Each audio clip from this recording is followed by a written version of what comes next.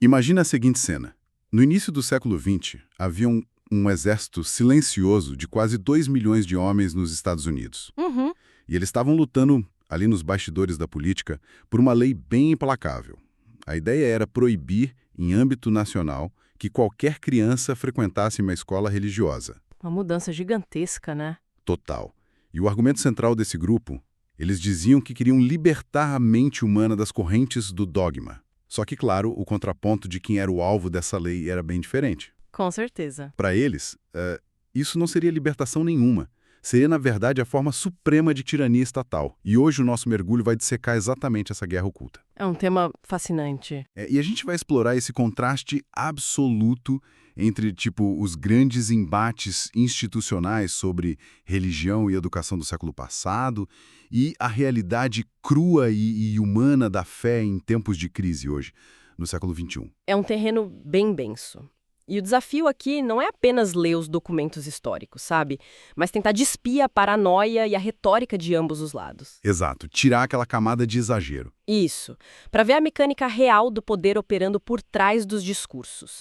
A gente quer sair dessas trincheiras ideológicas mais teóricas e chegar ao nível mais celular da experiência humana. E para construir essa narrativa, a gente tem uma pilha de fontes incrivelmente rica hoje. Muito rica. De um lado, a gente mergulha em textos históricos bem profundos. Tem um trabalho analítico do William A. Whalen, que foi publicado em 1958. Uhum. E também os escritos bem inflamados do reverendo Michael Kenny. Textos originalmente de 1918 e depois expandidos lá em 1926. O que já mostra a duração desse debate, né? Exatamente.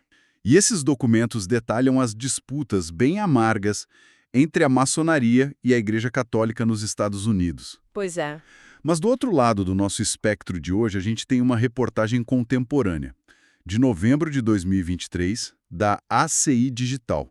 Ela relata um batismo no Vaticano durante a Guerra da Ucrânia. E a missão dessa análise é desvendar como essas gigantescas instituições históricas definem a fé, sabe? Uhum. Como elas elaboram estratégias complexas para controlar a educação e a sociedade. E, finalmente, a gente vai comparar toda essa arquitetura teórica com a utilidade prática da religião para indivíduos que estão enfrentando, assim, o caos absoluto. Mas antes de dar o primeiro passo, tem uma regra fundamental que a gente precisa estabelecer para quem nos ouve. Muito importante isso. Sim.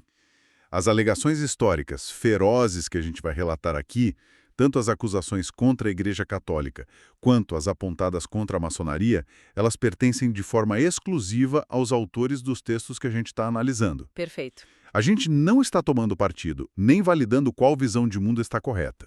Nenhuma dessas visões institucionais está sendo endossada por nós. O nosso foco é puramente relatar, dissecar e analisar os argumentos de forma objetiva. Exatamente. Para entender como essas ideias moveram montanhas na sociedade. Essa clareza é vital, porque a gente está lidando com materiais de uma era de polarização muito agressiva. O nosso papel é desmontar o motor desses argumentos e mostrar como eles funcionam por dentro, sem julgar o mérito teológico de nenhum dos lados. Bom, vamos desempacotar isso então. Para entender essa rivalidade histórica pelo controle das escolas, a gente precisa dar um passo atrás e olhar para a raiz do problema. Que é um conflito sobre a própria definição de religião. Isso. É um conflito sobre o que a palavra religião significa. O texto do Whalen, por exemplo, ele foca na premissa de que a maçonaria, apesar de negar publicamente e veementemente que seja uma religião, funciona exatamente como uma. Especificamente, uma religião de naturalismo. E ao operar dessa forma, entra numa rota de colisão inevitável com os dogmas exclusivos do cristianismo. O que é fascinante aqui é que a ironia vai ainda mais fundo quando a gente olha as engrenagens dessa argumentação. O que o Whalen faz é examinar as contradições nas próprias palavras dos gigantes do pensamento maçônico. Ele vai direto na fonte. Vai. Ele traz à tona um paradoxo estrutural apontado pelo Albert Pike, que é, historicamente, uma das figuras mais reverenciadas e influentes da maçonaria americana. E o que o Pike diz exatamente? Bom, o Pike afirma de forma muito categórica que a maçonaria não é uma religião. Tá. Mas, na mesma obra, ele escreve que toda loja maçônica é um templo de religião e que os seus ensinamentos são instruções inerentemente religiosos. É uma dualidade que confunde qualquer um que tenta classificar a instituição de fora. E a fonte cita outro autor monumental, o Albert Mackey, que vai na mesma direção.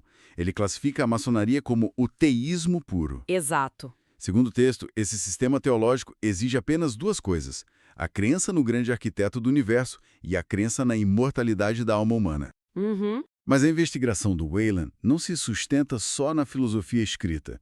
Ele aponta para a mecânica dos rituais. Ele descreve, por exemplo, o chamado choque de entrada no primeiro grau. Que é bem visual, né? Muito. Para quem acompanha a nossa análise, imagina a cena descrita.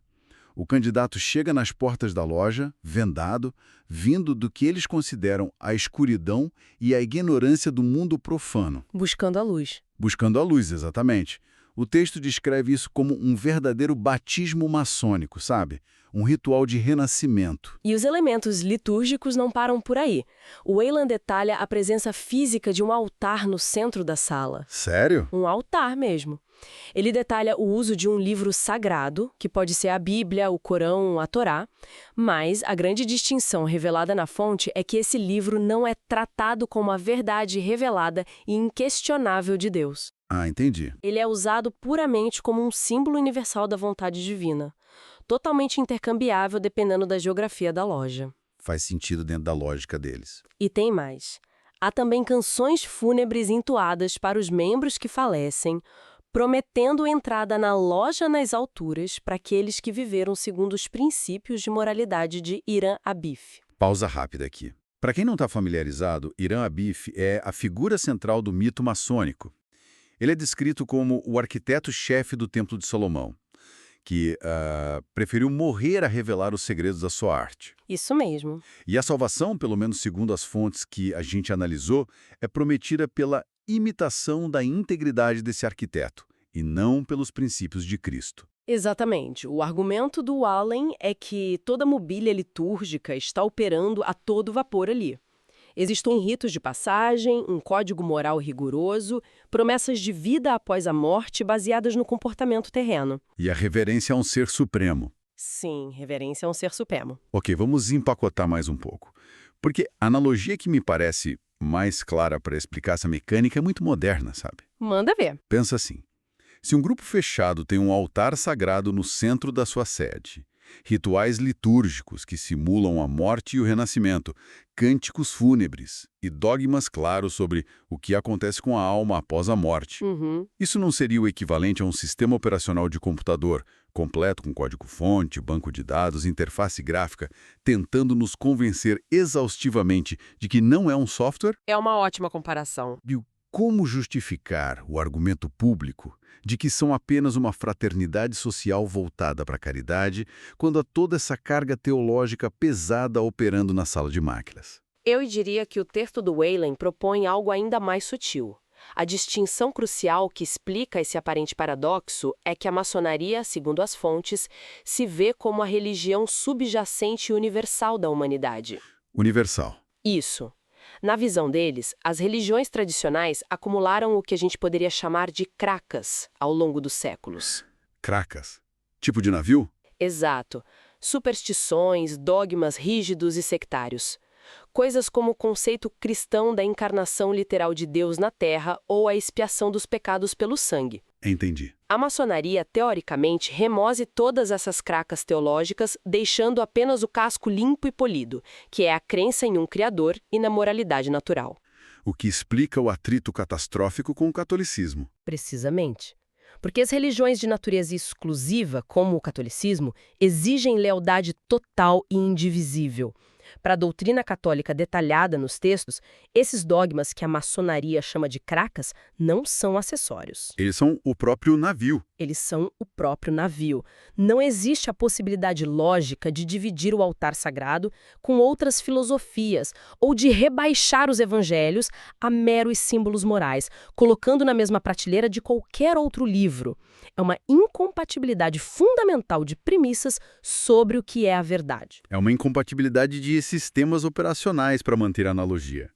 Um exige código aberto, Afirma que todas as linguagens de programação levam ao mesmo resultado e quer integrar todos os usuários. Uhum. O outro afirma categoricamente, não, só existe uma linguagem que realmente compila a verdade divina e misturar os códigos corrompe o sistema inteiro. Perfeito. E se a maçonaria opera, como as fontes afirmam, como um sistema de crenças fundamental e abrangente, a pergunta natural que surge é: como ela tenta moldar o futuro da sociedade de acordo com essa visão universalista? E a resposta que salta dos textos históricos do reverendo Kenny é bem implacável.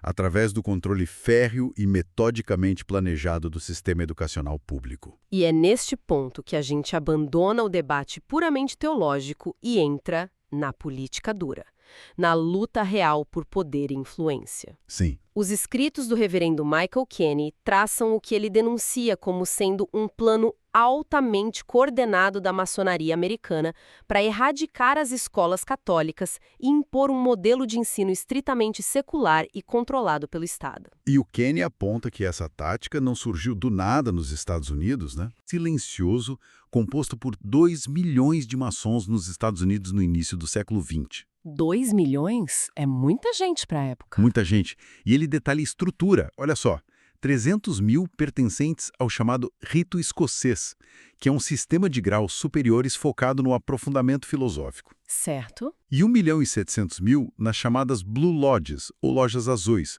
que são as lojas simbólicas de base, onde ficam os 3 primeiros graus. Uhum. E ele documenta incansavelmente como revistas maçônicas americanas da época, publicações de grande circulação como a The New Age e a The American Freemason, elogiavam abertamente e pediam a importação das políticas do Grande Oriente Francês. Se a gente conectar isso com o quadro geral para contextualizar o tamanho desse alarme para os autores católicos, a gente precisa entender a mecânica do que aconteceu na França. É, o que rolou lá. A maçonaria francesa, daquele período histórico, tinha conseguido vitórias políticas esmagadoras.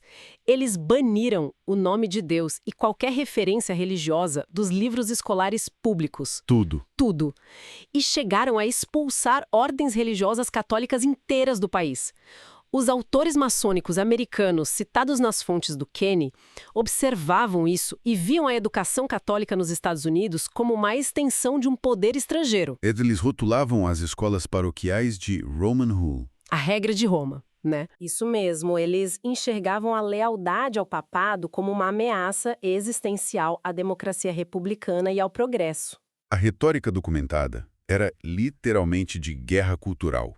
A solução proposta pelas publicações maçônicas e combatida pelo Kenny era o estabelecimento de um sistema escolar público, secular, absoluto e compulsório. Sem exceções. Sem exceções. O objetivo final era que nenhuma criança pudesse ser educada por instituições privadas ou religiosas. Todas teriam que passar pela mesma esteira do Estado. E o Kenny também relata uma campanha ativa de intimidação e lobby. Sim, para impedir que professores católicos pudessem lecionar nas escolas públicas. E a justificativa documentada para isso era a paranoia de que esses professores faziam parte de uma tática jesuíta de infiltração. Infiltração. Desenhada para destruir o sistema público por dentro. Ou seja, toda a máquina de influência política e de publicações estava sendo usada para moldar a legislação nacional. E aqui que a coisa fica muito interessante. Porque existe uma contradição imensa pulsando no centro desse argumento histórico. Como assim? As publicações maçônicas, que são amplamente citadas nos textos do reverendo Kenny, argumentam fervorosamente que estão lutando pela emancipação da mente humana. Sim, esse é o discurso. Eles dizem que lutam pela liberdade de pensamento, para quebrar as correntes da chamada tirania clerical. Mas vamos observar o mecanismo dessa suposta libertação. Exigir uma lei federal que criminaliza ou proíbe escolas privadas. Forçando o monopólio do Estado. Exato. Forçando um monopólio absoluto de Estado sobre a formação intelectual de absolutamente todas as crianças do país. Isso não seria, ironicamente, a fundação de uma nova e gigantesca forma de tirania sobre a mente humana? É um ótimo ponto. É um ótimo ponto. Ao tentar destruir o que consideram um dogma perigoso, eles não estão apenas usando a força da lei policial para impor o próprio dogma secular. Olha, esse questionamento atinge o núcleo do debate. Se a gente analisar o clima sociopolítico daquela época, a imposição da escola secular obrigatória não era vista pelas fontes maçônicas como tirania. Como eles viam, então? Na mente deles, era puramente uma questão de defesa nacional e integração. A América estava recebendo levas gigantescas de imigrantes, sabe? Muitos deles católicos. A escola pública, secular e obrigatória era vista como o melting pot, O grande caldeirão cultural. o caldeirão integrador, onde todas as antigas lealdades sectárias europeias seriam dissolvidas. O objetivo era forjar cidadãos novos, puramente americanos, leais apenas à República e imunes a influências monárquicas ou papais. Entendi. A homogeneização do pensamento, para eles, era o preço da estabilidade. E como o lado católico respondia essa lógica de homogeneização? Bom, para o reverendo Kenny, essa visão do caldeirão forçado era a quintessência da tirania. Na argumentação dele, isso representa um ataque direto e letal a um direito natural e inalienável. Seria o direito da família? Exatamente, o direito da família de educar e moldar os valores dos seus próprios filhos de acordo com a sua consciência. Faz sentido. O choque. Para os católicos retratados nas fontes, o projeto não era sobre criar bons cidadãos. Era uma engrenagem fria do Estado sendo usada como arma política de aniquilação cultural e um sufocamento da liberdade religiosa verdadeira. É um campo de batalha conceitual bem formidável. A gente tem, de um lado, a visão do Estado como o pai supremo do intelecto do cidadão, responsável por higienizar a mente das futuras gerações. Do outro, a visão da família e da igreja como os guardiões intransigíveis e originais da alma humana. Mas notem algo crucial sobre toda essa nossa discussão até agora. O que é? É tudo incrivelmente abstrato. São debates institucionais, teóricos, acusações de conspirações sistêmicas, discussões sobre grandes arquitetos, intrigas de poder transatlânticas e hierarquias invisíveis duelando através de revistas e projetos de lei. É verdade. Toda essa guerra política do início do século XX baseava-se na premissa de que a religião é, primariamente, uma ferramenta estrutural de controle em massa. Uma premissa que ignora completamente a utilidade da religião no nível micro, no nível da sobrevivência individual. E é isso que nos leva à nossa terceira fonte, criando um contraste vital na nossa conversa de hoje. A mudança de perspectiva. Exato. O que acontece quando o Estado falha, quando as leis perdem o sentido, as instituições desmoronam e a sociedade inteira colapsa em chamas. O que acontece com a fé quando a gente abandona a Guerra Fria dos intelectuais e olha para a religião na sua forma mais crua, vulnerável e aplicada na vida real hoje. Ocorre uma mudança drástica, não apenas de escala, mas de propósito. A reportagem da ACI Digital nos puxa violentamente dos debates parlamentares do passado para novembro de 2023. Direto para o coração de um conflito armado. Contemporâneo e muito sangrento. A devastação na Ucrânia após a invasão russa. A cena descrita na fonte é de uma simplicidade que corta a respiração, sabe? Estamos na Capela da Casa Santa Marta, no Vaticano. Um espaço bem íntimo, relativamente pequeno. E lá, o Papa Francisco, a figura máxima de uma dessas grandes instituições que a gente vinha discutindo, está realizando um ato extremamente simples, batizando um bebê ucraniano de apenas 3 meses, chamado Zarkai. 3 meses. A família dessa criança é originária de Kamianets-Podilsky, uma cidade no oeste da Ucrânia. Eles têm 10 filhos e pertencem ao caminho neocatecumenal. E para quem não conhece o termo, o caminho neocatecumenal é um itinerário profundo de formação católica, focado de forma muito intensa em redescobrir o significado do batismo e viver a fé em pequenas comunidades. Ah, entendi. O que torna o fato de estarem batizando o caçula no Vaticano, no meio de uma guerra que destruiu o país deles, um momento de simbolismo quase indescritível para essa família. O bispo Leon Dubravsky também estava presente, unindo a realidade local da Ucrânia com o centro do catolicismo. E a diferença de tom entre os documentos que a gente discutiu antes e o depoimento dessa família é um abismo. Totalmente. A reportagem traz as palavras da mãe da criança, a Vita, de 35 anos. Ela diz que a família consegue enfrentar todo aquele terror apenas graças a Deus, afirmando que ele sempre cuida deles. Ela descreve o batismo do pequeno Zacharé como um presente divino maravilhoso no meio de um caos absoluto e incontrolável. É muito forte. As palavras dela não têm nada a ver com teorias filosóficas de emancipação humana, sabe? Ou dogmas seculares de Estado, ou controle do currículo educacional. É um apelo desesperado, exausto, mas ainda assim cheio de fé. Ela pede apenas que a guerra termine logo, que os prisioneiros voltem para casa e que as mortes parem. É a religião despida de sua armadura política. Sim, funcionando como a última e mais profunda âncora de esperança de uma mente humana sob pressão extrema. E a fonte menciona o apelo constante e doloroso do Papa Francisco para que o mundo, já anestesiado pelas notícias, não esqueça do que ele chama de povo ucraniano martirizado. Então, o que tudo isso significa quando a gente coloca esses materiais lado a lado?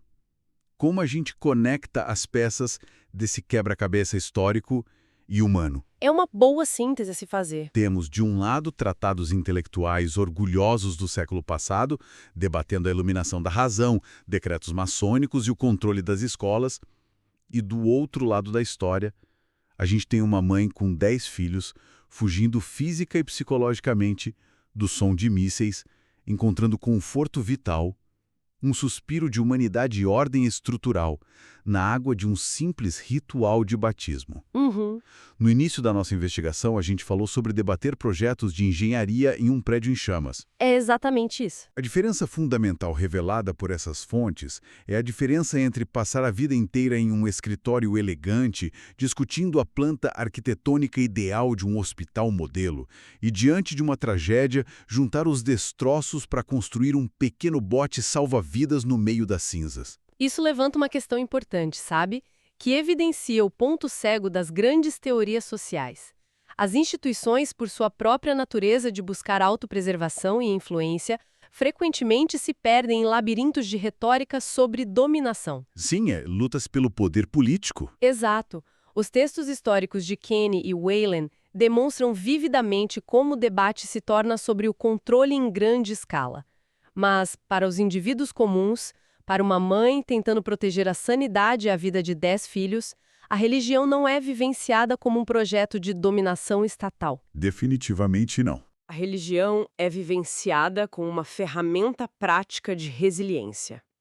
Diante de tragédias indizíveis, onde a razão pura e fria não oferece consolo algum, a fé provê um sentido de continuidade e propósito que nenhuma filosofia secular, por mais bem intencionada ou republicana que seja, consegue entregar quando o céu está literalmente caindo sobre as cabeças das pessoas.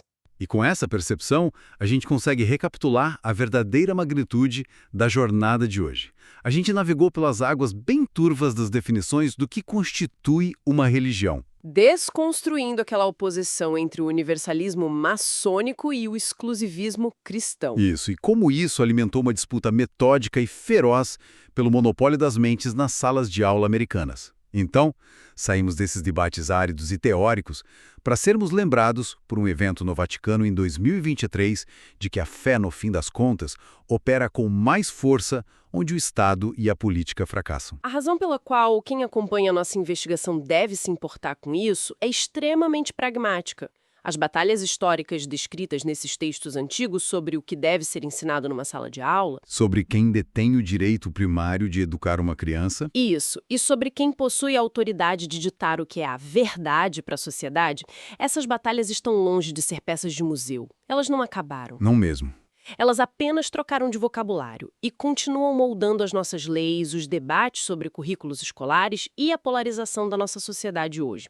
Entender as engrenagens e as raízes profundas desses conflitos é o único jeito de realmente decifrar as notícias atuais sobre disputas entre pais, escolas e governos. Exatamente.